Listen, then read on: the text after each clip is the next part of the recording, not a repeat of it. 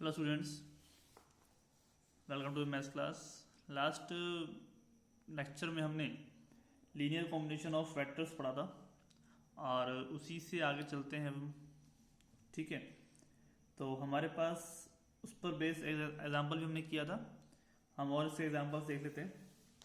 तो एग्जांपल हमारे पास देखो, लीनियर कॉम्बिनेशन को समझने के लिए मैंने आपको एक ही बात बताई थी कि अल्फा वन अल्फा टू ये जो सब होते हैं फील्ड के एलिमेंट्स, यानी कि अदिश।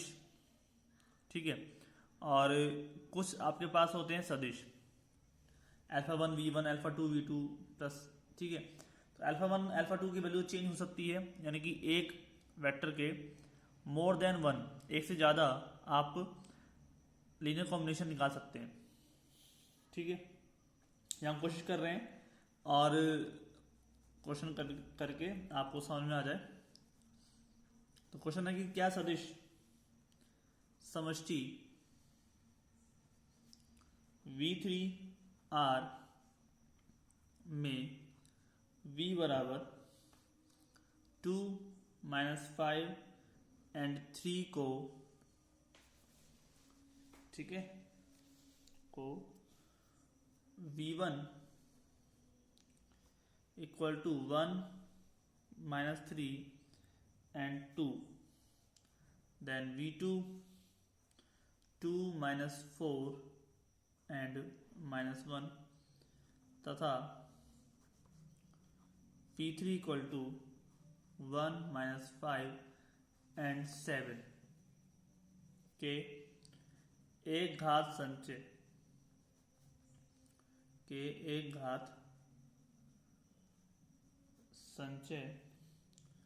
के रूप में व्यक्त कर सकते हैं।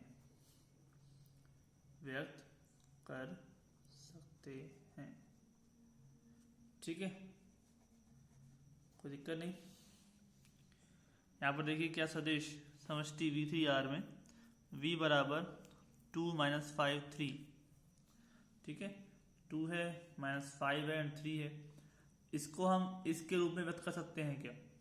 तो इसको व्यक्त करने के लिए हमको क्या करना पड़ेगा? अल्फा वन अल्फा टू और अल्फा थ्री के मान हमें निकालने होंगे, और अगर वो मान निकल जाते हैं इजीली, यानी कि वो फॉर्म जो है वो आपके पास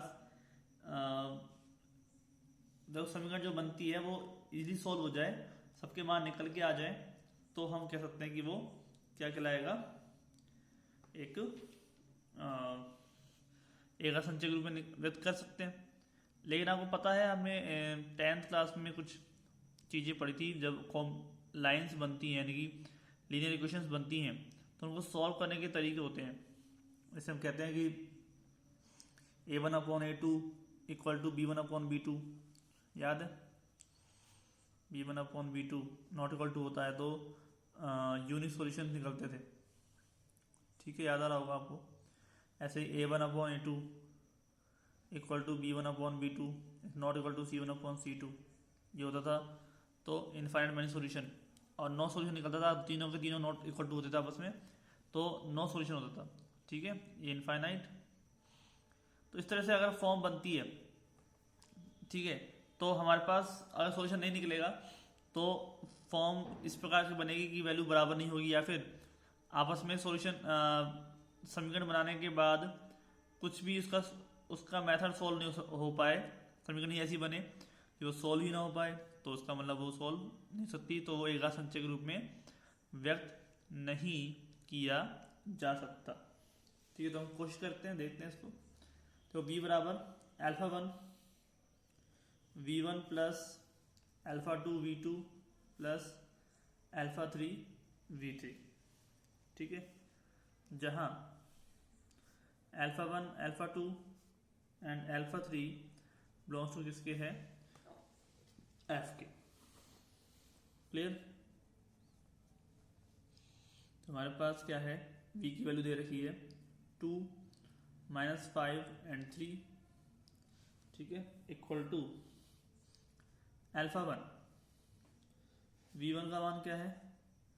1 -3 एंड 2। ठीक है, प्लस अल्फा टू की वैल्यू V2 की वैल्यू F2 का मान तो हमें निकालना है, ठीक है, प्लस अल्फा 3 इंटू V3 की वैल्यू कितनी है 1 -5 एंड 7, ठीक है, ये वैल्यू हो गई आपके पास।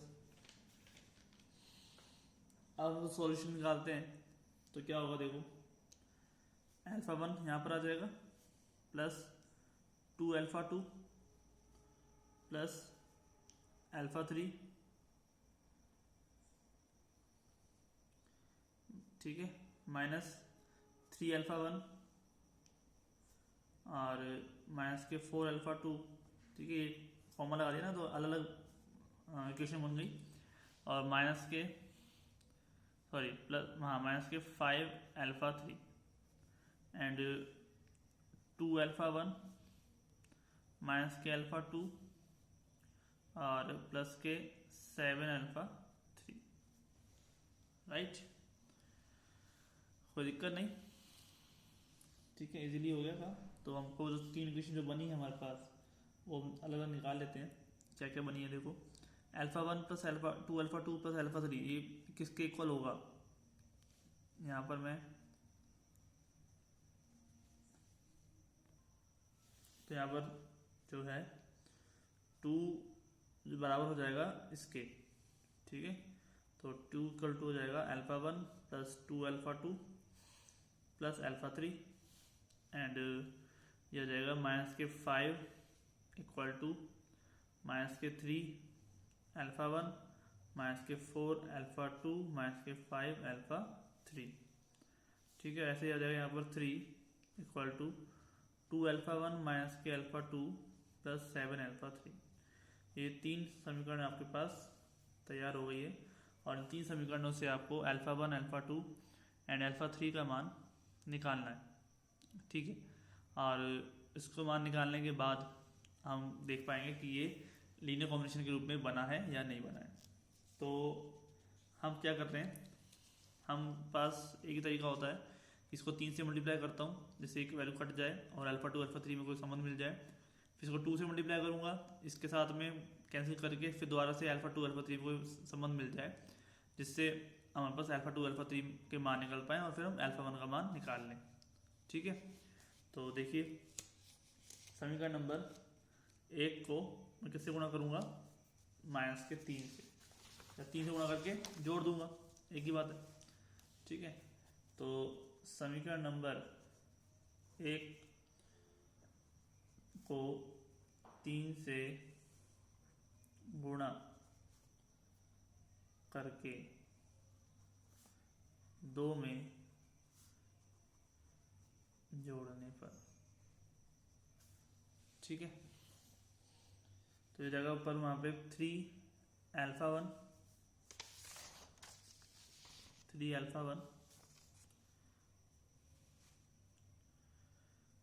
Plus 6 alpha 2 plus 3 alpha 3, 3 alpha 1 plus 6 alpha 2 plus 3 alpha 3 equal to 6 और माइनस के 3 अल्फा 1 प्लस माइनस के 4 अल्फा 2 और माइनस के 5 अल्फा 3 इक्वल टू कितना हो जाएगा माइनस के 5। उनको जोड़ रहे हैं तो जोड़ने के लिए हम यहाँ पर कैंसिल हो जाएगा ये, और 6 में 4 के तो माइनस के कितने बच जाएंगे, प्लस के 2 अल्फा 2, यहाँ बच जाएगा माइनस के 2 अल्फा 3 इक्वल टू माइनस के प्लस के 1, ठीक है। तो ये टर्म ये बन जाएगी, यहाँ पर 2 का अगर हम भाग दे दें तो ये हो जाएगा alpha 2 minus alpha 3 equal to 1/2, ठीक है। ऐसे ही समीकरण नंबर 1 को किससे गुणा करते हैं, माइनस के 2 से गुणा करके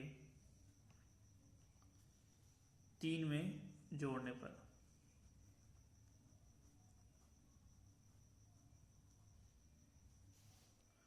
ठीक है। तो यहाँ पर हो जाएगा आपके पास माइनस के 2 अल्फा 1 प्लस 4 अल्फा 2, ठीक है, माइनस के 2 अल्फा 1 माइनस के 4 अल्फा 2 और माइनस के 2 अल्फा 3 बराबर माइनस के 4, ठीक है। और जोड़ रहे हैं इसके अंदर तो ये हो जाएगा 2 अल्फा 1 माइनस के अल्फा 2 प्लस के 7 अल्फा 3 इक्वल टू 3, क्योंकि यहाँ पर दोनों तरफ जो टर्म है वो जोड़ दिया ना, कि ये तो मल्टीप्लाई करके लिखा है हमने 1 से और ये समीकरण नंबर 3 है, ठीक है। ऐसे ही मल्टीप्लाई करके लिखा है हमने 1 से और ये समीकरण नंबर 2 है, तो ये कैंसिल हो जाएगा। जोड़ रहे हैं हम, ये आपस क्या बचेगा माइनस के 5 अल्फा 2 और ये बचेगा प्लस के 5 अल्फा 3 इक्वल टू माइनस के 1, ठीक है। तो ये अल्फा 2 माइनस का प्लस का अल्फा 3 इक्वल टू माइनस के 1/5 और तो माइनस ले जाओ तो अल्फा 2 माइनस के अल्फा 3 बराबर है प्लस के 1/5। मैंने माइनस से मल्टीप्लाई कर दिया ना, तो ये प्लस का हो गया और ये माइनस का हो गया, ये प्लस का। तो अब देखिए समीकरण नंबर ये आपके पास मान लो 4 है और ये है 5, तो 4 और 5 से देखो आप ध्यान से, आप देखोगे कि यहाँ पर भी क्या है, अल्फा 2 माइनस अल्फा 3 है इक्वल टू में हाफ है, और यहाँ पर अल्फा 2 माइनस अल्फा 3 है इक्वल टू में 1/5 है। तो आप ये बताओ मुझे कि दो नंबर को आपस में सब्ट्रैक्ट करने पर, यानी कि माइनस करने पर अलग अलग वैल्यू कैसे मिल सकती है।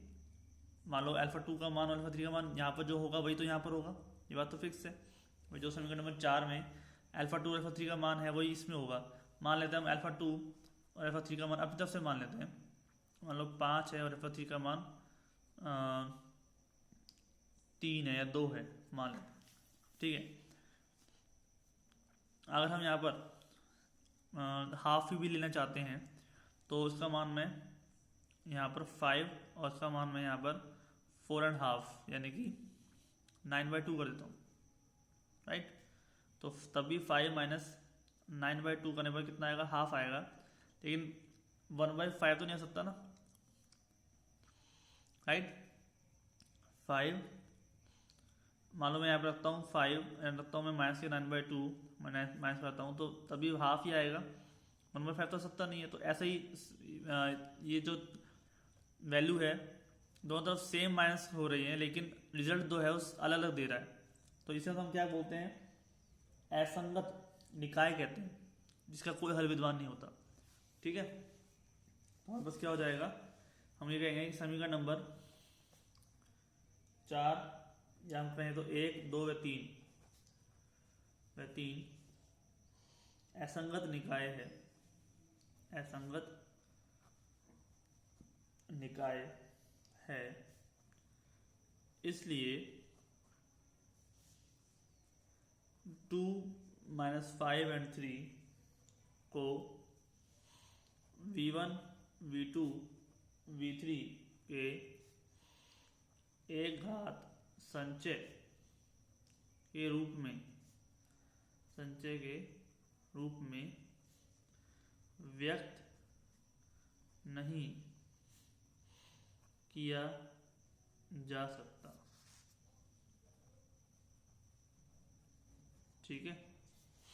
मतलब समझ में आया कि आपके पास कोई भी ऐसा अल्फा 1 अल्फा 2 अल्फा 3 नहीं मिलेगा जिसको आप मल्टीप्लाई करो v1 v2 v3 से, अल्फा 1 v1 अल्फा 2 v2, ठीक है।